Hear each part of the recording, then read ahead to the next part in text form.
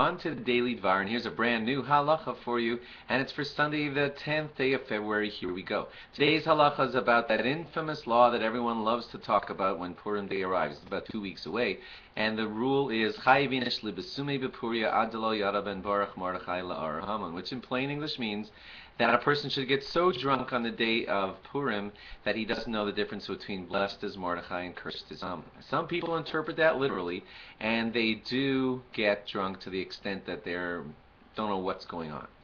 And there are rabbis who interpret it that way, and there are still people who do that.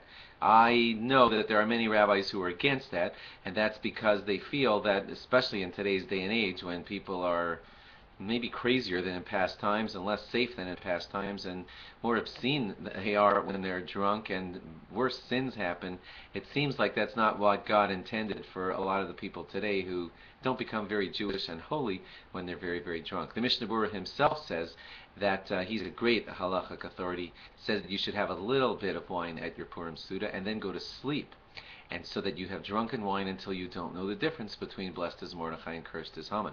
Not wasted, not gone, just a little bit of wine, and then go to sleep, and in your sleep you won't know the difference between blessed is Mordechai and cursed is Haman.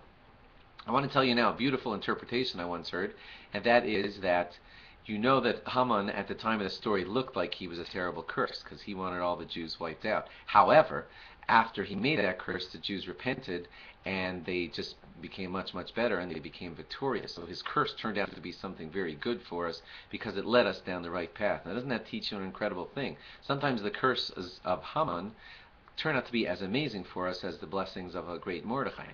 And it can be reversed.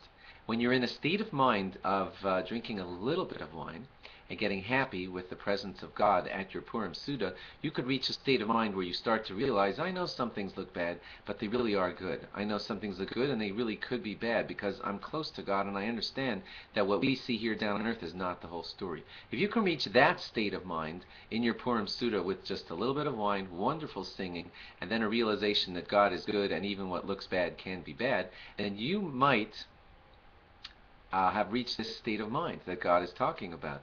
You have drunken until you've gotten close to God, just a little bit of drinking, a lot of simcha and divrei Torah, words of Torah, and then you came close to God and you realize what looks bad could be good, what looks good could be bad. It's all in the hands of God, and we trust Him that everything He does is for the good. Try to reach that state of mind, and no rabbi will argue with you on that one.